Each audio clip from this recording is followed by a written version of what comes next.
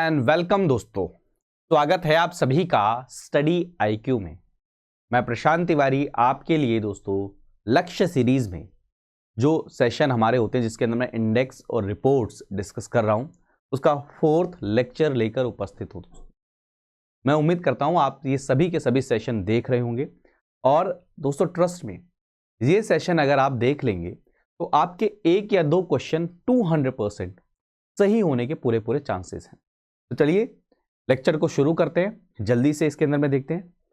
तो सबसे पहले अगर हम रिपोर्ट को देखें या इंडेक्स को देखें तो वो है वर्ल्ड फूड प्राइस इंडेक्स। दोस्तों ये बहुत ज्यादा इंपॉर्टेंट इसलिए हो जाता है क्योंकि आपने होलसेल प्राइस इंडेक्स कई बार पढ़ा होगा, बट वर्ल्ड के अंदर में खाने की चीज फूड के प्राइसेस में क्या चेंज आ रहा है इस इंडेक्स में हमें पता चलता है। तो प्लीज याद रखिएगा इस इंडेक्स को रिलीज कौन करता है दोस्तों? फाओ। प्लीज इस नाम को याद रखिएगा।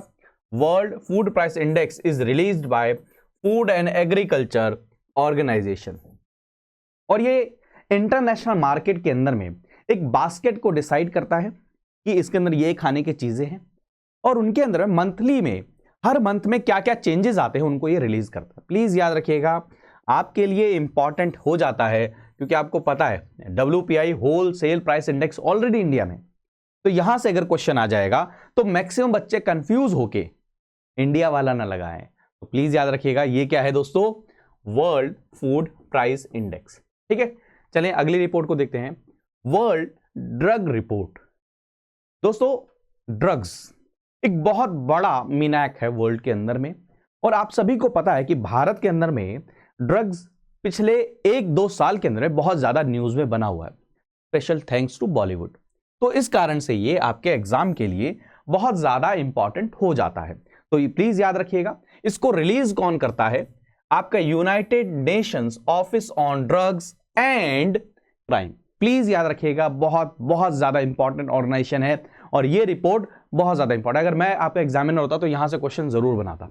ये क्या बनाता है? वर्ल्ड ड्रग रिपोर्ट यहां पर करते हैं और इन्होंने एक बहुत खास बात एनालाइज करी। वो खास बात क्या है कि लॉकडाउन लगने के कारण में वैसे तो ड्रग्स क्या हो जाना चाहिए था, प्राइमा फेसी अगर लगे तो लॉकडाउन लग गया ड्रग्स की बिक्री कम हो जानी चाहिए, लेकिन लॉकडाउन लगने के कारण में ऑनलाइन सर्विसेज ज्यादा शुरू हो गई। अब ऑनलाइन सर्विसेज के कारण में लोगों को बहुत ज्यादा इजीली एक्सेस मिल चुका है किसका? ड्रग्स का। तो प्लीज याद रखिएगा इस चीज को दोस्तों, यानी कि एक्सेलरेट हो गया है ड्रग की ट्रैफिकिंग थ्रू इंटरनेट। प्लीज याद रखिएगा इस रिपोर्ट को रिलीज कौन करता है और इसके अंदर में एक छोटा सा फैक्ट ऐसा आपको कंफ्यूज करने के लिए कहते हैं कि लॉकडाउन के कारण में क्या हुआ है, कम हो गया, तो आप कहोगे नहीं। ठीक है, चलें आगे बढ़े। तो ये जो ऑर्गेनाइजेशन उसके बारे में याद कर लीजिए। ये 1997 में इसकी स्थापना हुई थी दोस्तों। United Nations office on drugs and crime, इसकी स्थापना कब हुई थी? 1997 में हुई थी और ये एक तरीके का drug control and crime prevention का ऑफिस है और वर्ल्ड के अंदर में ड्रग्स को कैसे कम किया जाए, उससे रिलेटेड जो उससे डेरिवेटिव जो क्राइम्स है उनको कैसे कम किया जाए उसके अंदर में काम करता है दोस्तों। और ये वर्ल्ड ड्रग रिपोर्ट को क्या करता है? पब्लिश करता है। बहुत इंपॉर्टेंट है, बहुत ज्यादा इंपॉर्टेंट है। अब अगली अगर रिपोर्ट देखें ये भी ड्रग्स से रिलेटेड है और वर्ल्ड के अंदर में कौन कौन सी कंट्री के अंदर में कैसी पॉलिसीज हैं ड्रग्स से रिलेटेड, कैसा वहां पर अच्छा काम हो रहा है कि आप इसको रोक कैसे पाएंगे, उसको ये एनालाइज करते हैं। पहली रिपोर्ट है ऐसी, ये क्या है? पहली रिपोर्ट है, इसलिए इसको इनॉग्रल रिपोर्ट बोला जा रहा है। ग्लोबल ड्रग पॉलिसी इंडेक्स किसके द्वारा रिलीज की गई? हार्म रिडक्शन कंसोर्टियम के द्वारा। प्लीज इसका नाम याद रखिएगा। मेरे को ऐसा क्यों लग रहा है कि हो सकता है आपको वर्ल्ड ड्रग के कारण में कंफ्यूज करने के लिए ये जो न्यूज में नहीं है, जो ज्यादा ऑर्गेनाइजेशन न्यूज में नहीं है, उससे क्वेश्चन पूछ लें। तो भारत की इसके अंदर में अगर रैंकिंग देखी जाए दोस्तों, तो भारत की अगर देखी जाए तो वैसे 30 कंट्रीज को इन्होंने क्या किया? एनालाइज किया है वर्ल्ड के अंदर में कि वॉर के कैसी वॉर लड़ी जा रही है ड्रग्स के अगेंस्ट में, ड्रग्स को कम करने के लिए क्या क्या मेजर्स लिए जा रहे हैं। और ऐसा इन्होंने 30 कंट्रीज को क्या किया? एनालाइज किया है अलग अलग रीजन के अंदर में और उसके अंदर में इन्होंने भारत को भी क्या किया है? एनालाइज किया है और भारत की रैंकिंग क्या है? 18 है इन 30 में से। प्लीज याद रखिएगा क्या रैंकिंग है? 18 आउट ऑफ 30। इंडिया की रैंकिंग क्या है? 18। This is very important for your exam. ठीक है दोस्तों, क्लियर है? चलें आगे बढ़ते हैं। अगली जो रिपोर्ट है वर्ल्ड इनइक्वालिटी रिपोर्ट।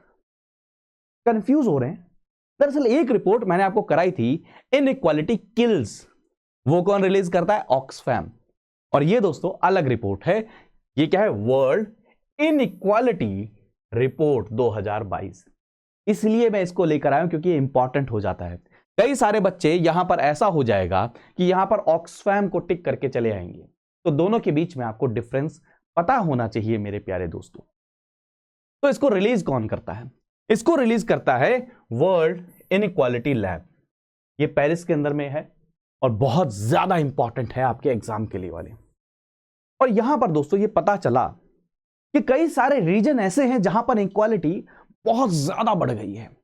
और इनइक्वालिटी दोस्तों सिर्फ और सिर्फ इकोनॉमिक लेवल पर नहीं, सोशल लेवल पर, एजुकेशन लेवल पर, हेल्थ केयर लेवल पर, हर लेवल पर इनइक्वालिटी बढ़ गई है। अगर कुछ सर्विसेज का एक्सेस आपको लेना है उसमें भी इनइक्वालिटी बढ़ गई है। तो प्लीज याद रखिएगा, ये रिपोर्ट किसके द्वारा, वर्ल्ड इनइक्वालिटी रिपोर्ट किसके द्वारा रिलीज की गई है? वर्ल्ड इनइक्वालिटी लैब के द्वारा रिलीज की गई है। और हर जगह इनइक्वालिटी बढ़ी है दोस्तों। और इन्होंने कहा कि इनइक्वालिटी अगर देखा जाए तो आपके मेन जो रीजन है वहां पर सबसे ज्यादा कौन सा? Middle east and north Africa. यहां पर सबसे ज्यादा क्या हुआ? इनइक्वालिटी इंक्रीज किया है। और भारत के अंदर में भी दोस्तों इनइक्वालिटी दोस्तों बहुत ज्यादा इंक्रीज करी है। अगर सिर्फ और सिर्फ एक डायमेंशन वेल्थ के लेवल पर देख लिया जाए तो टॉप 10% के पास में दोस्तों 57% क्या है? टोटल इनकम का हिस्सा है। आप सोचिए 10% लोगों के पास में जो टोटल इनकम भारत की है वो है उसका 57%, 10% लोगों के पास में, यानी कि बाकी का जो 43% है वो 90% लोगों के पास में। आप डिफरेंस सोचिए कितना बड़ा डिफरेंस है। तो प्लीज इस रिपोर्ट को याद रखिएगा। अगली रिपोर्ट जो है वर्ल्ड हैप्पीनेस रिपोर्ट। दरअसल दोस्तों काफी समय से ये बात बार बार कही भी जा रही है कि हम जीडीपी को तो नाप लेते हैं, जॉब ग्रोथ को नाप लेते हैं, लेकिन क्या वहां पर जो रहने वाले लोग हैं वो हैप्पी हैं? या हम जो काम कर रहे हैं पर कैपिटा इनकम तो बढ़ रही है, बट क्या एक्चुअल में हैप्पी है? क्योंकि हैप्पीनेस, हैप्पी रहना, ये एक्चुअल पर्पस होना चाहिए लाइफ का। और आपको पता है इससे रिलेटेड फिर भूटान में बहुत ज्यादा कई बार कहा गया कि हमें इसके रिलेटेड कोई ना कोई इंडेक्स बनाना चाहिए। तो रिसेंटली दोस्तों एक रिपोर्ट रिलीज की गई है यूनाइटेड नेशन का, क्या है? सस्टेनेबल डेवलपमेंट सॉल्यूशन नेटवर्क है दोस्तों यूनाइटेड नेशन के लिए। उसने रिपोर्ट रिलीज की है वर्ल्ड हैप्पीनेस रिपोर्ट। और दोस्तों इसके अंदर में उन्होंने कंट्रीज को रैंक करने की कोशिश करी है, रीजन्स को रैंक करने की कोशिश करी है कि किन रीजन के अंदर में, किन कंट्रीज के अंदर में हैप्पीनेस है। और ये हैप्पीनेस वाला जो कॉन्सेप्ट है दोस्तों, ग्रॉस नेशनल हैप्पीनेस का, ये भूटान के जो चौथे राजा थे उन्होंने दिया था।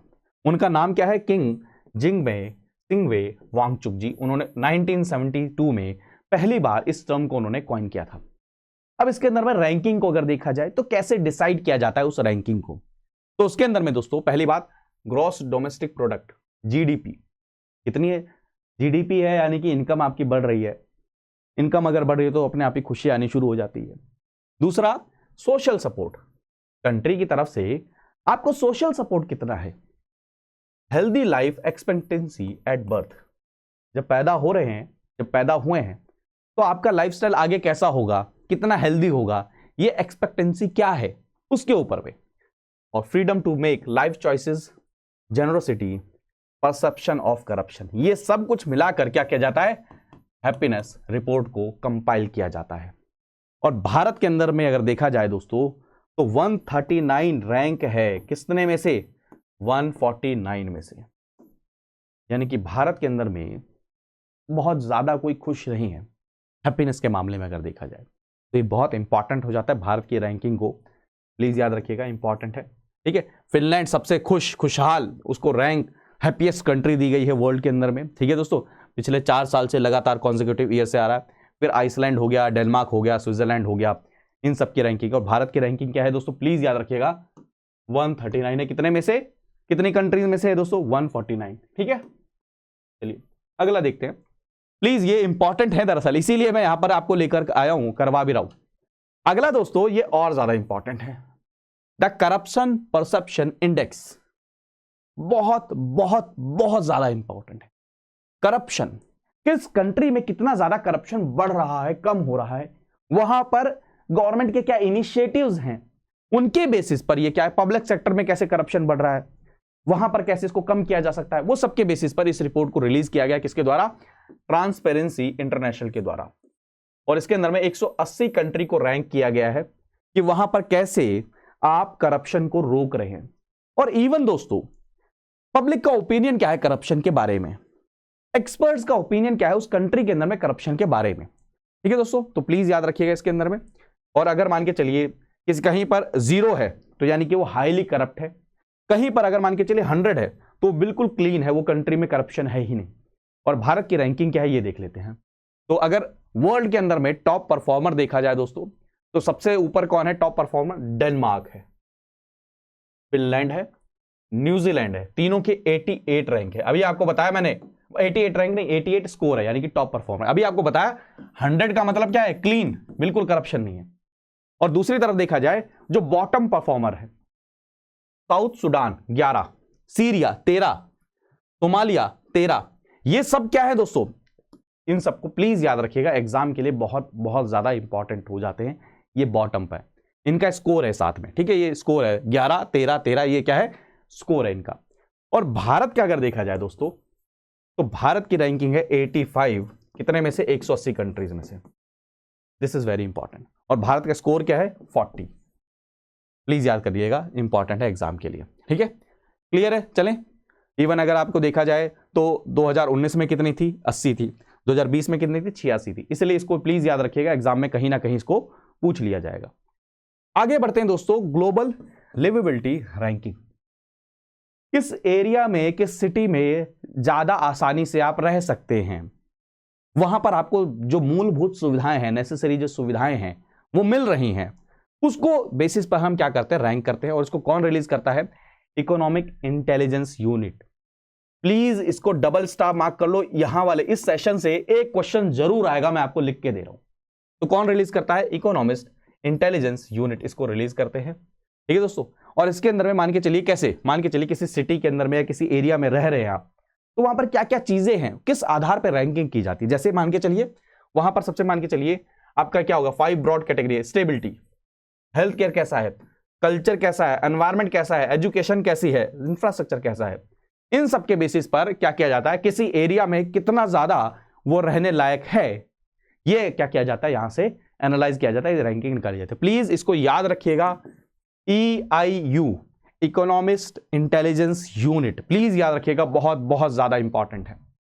ठीक है, तो ऑस्ट्रिया का जो वियना है वो नंबर 1 पर रहा था आपका 2018 के अंदर में भी और 2019 के अंदर में भी। अब वो प्रेजेंट रैंकिंग में कंप्लीटली ड्रॉप हो गया टॉप 10 से, यानी कि वो टॉप 10 के अंदर में, यानी कि 10th रैंक पे मान के चलिए अभी क्या हो गया? वो 12वीं रैंक आ गई, टॉप 10 से ही बाहर चला गया। एक जगह वियना जो 2018 में भी 2019 में भी टॉप पे था, कोविड के अंदर में वहां पर जो मिसमैनेजमेंट हुआ, इस कारण से वो 12th रैंक पर चला गया। प्लीज याद रखिएगा, हेवीली अफेक्टेड बाय कोविड-19। और अभी टॉप कर कौन है? ऑकलैंड। प्लीज याद रखिएगा, टॉप पर है दोस्तों, कि वहां पर कोविड का इतना अच्छा मैनेजमेंट किया गया, इस कारण से दोस्तों। ठीक है, और सबसे लास्ट में कौन है? दमस्कस, वर्ल्ड का लीस्ट लिवेबल सिटी है दमस्कस दोस्तों, वर्ल्ड की सबसे लीस्ट लिवेबल सिटी। चलें आगे बढ़े। अगला जो है दोस्तों, world wide cost of living report.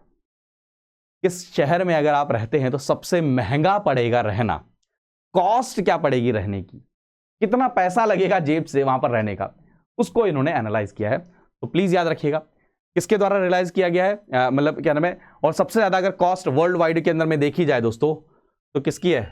Tel Aviv, Israel की जो कैपिटल है टेल अवीव, वहां पर सबसे ज्यादा कॉस्टली है दोस्तों, सबसे ज्यादा कॉस्टली है, world's most expensive city to live. उसके बाद में Paris, Singapore jointly second number पर है, ज़ुरिच, हांगकांग, न्यूयॉर्क 6th पे है, फिर और जिनेवा जो है दोस्तों वो 7th पर है दोस्तों। प्लीज याद रखिएगा। ठीक है, क्लियर है? ठीक है, चलें आगे बढ़े। अब देखें ये रिपोर्ट किसके द्वारा रिलीज की जा रही है। ऑलरेडी अभी EIU के बारे में पढ़ाया, जहां पर वो क्या कह रहा है, कहां पर कैसे रह सकते हैं। अब यहां पर क्या कह रहे हैं कि किस सिटी में आप रह रहे हैं वहां पर कितनी कॉस्ट पड़ेगी। EIU, प्लीज याद रखिएगा, किसके द्वारा? EIU के द्वारा, इकोनॉमिस्ट इंटेलिजेंस यूनिट के द्वारा इसको रिलीज किया गया है। ठीक है। और भारत के अंदर में दोस्तों सबसे महंगी या सबसे सस्ती सिटी कौन सी है रहने के लिए, चीपेस्ट सिटी कौन सी है रहने के लिए, तो दोनों याद कर लीजिएगा। तो भारत के अंदर में दोस्तों अहमदाबाद, गुजरात का अहमदाबाद, ये क्या है दोस्तों, लिस्टेड है टॉप 10 चीपेस्ट सिटी के अंदर में दोस्तों, टॉप 10 चीपेस्ट सिटी के अंदर में लिस्टेड है। ठीक है, आगे बढ़े, बाकी सारी की सारी लिस्ट है। टॉप 10 चीपेस्ट सिटीज कौन सी है, दमस्कस हो गया, ठीक है, टॉप पर है, फिर उसके बाद में आपका लीबिया हो गया, फिर उसके बाद में, और भारत का क्या है, Ahmedabad has been listed in the top 10 cheapest cities. ठीक है, इंपॉर्टेंट है, कभी सबसे महंगा ही पूछ सकते हैं तो कभी सबसे सस्ता ही पूछ सकते हैं, दोनों पूछ लीजिए तो याद रखिएगा। और ऑर्गेनाइजेशन को तो जरूर याद रखिएगा, EIU सबसे ज्यादा इंपॉर्टेंट है। अगला है world competitiveness index, world competitiveness index, please याद रखिएगा, इसको रिलीज कौन करता है, आपका IMD, institute for management development. Please याद रखिएगा, वर्ल्ड वाइड के अंदर में, कंट्रीज के अंदर में कॉम्पिटिटिवनेस कितना है उसको क्या किया जाता है, इसके अंदर में एनालाइज किया जाता है। वहां का जो प्रोडक्ट है वहां पर कितना कॉम्पिटिटिवनेस है उनके एनालाइज किया जाता है, कॉस्ट का कितनी कॉम्पिटिटिव है ये सब एनालाइज किया जाता है। तो प्लीज इस चीज को याद रखिएगा।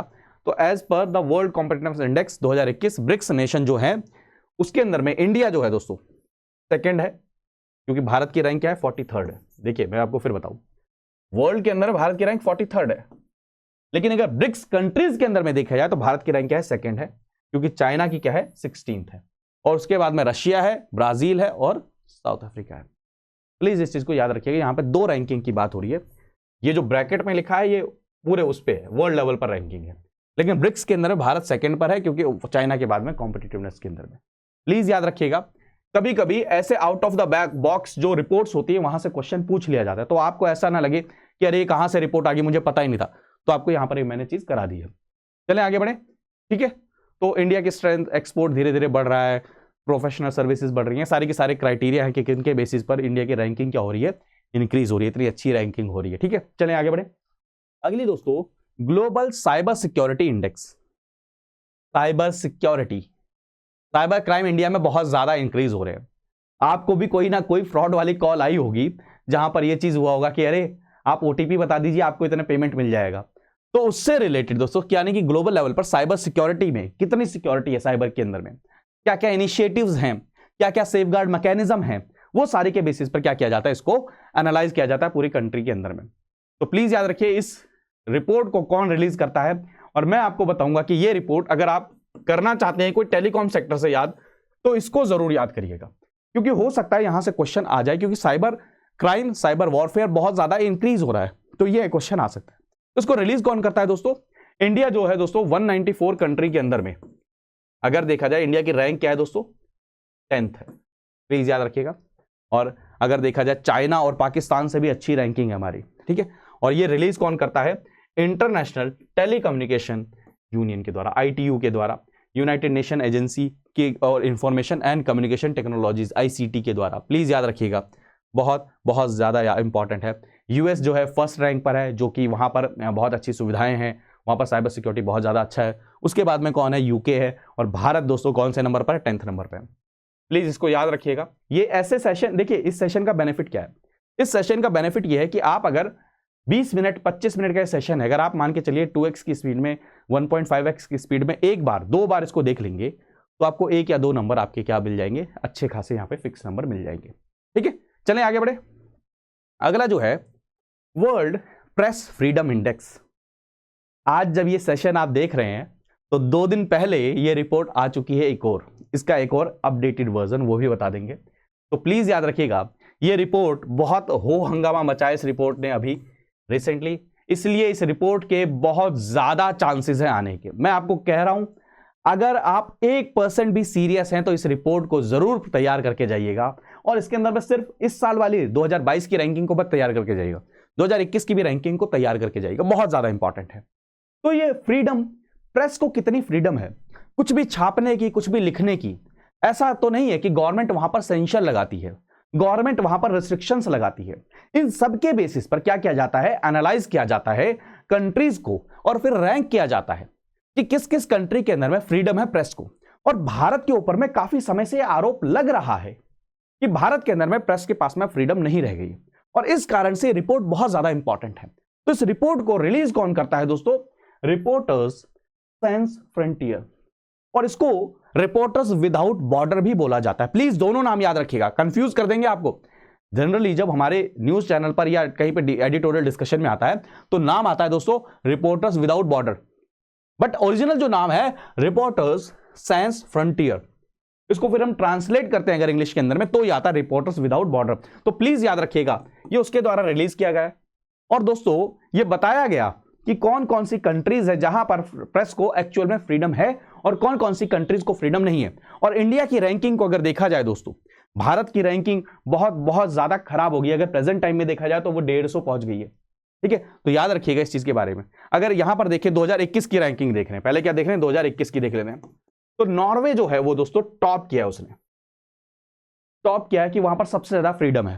ठीक है दोस्तों, और उसके बाद फिनलैंड है और डेनमार्क है, और एरिट्रिया सबसे नीचे है, और उसके बाद चाइना। चाइना का तो आपको पता है वहां पर तो ये कहा जाता है कि कुछ भी वो बाहर नहीं आने देते, प्रेस में कुछ भी नहीं होने देते, इसीलिए तो कोविड के केसेस बाहर नहीं आ पाए थे, लोगों को इंफॉर्मेशन नहीं मिली थी।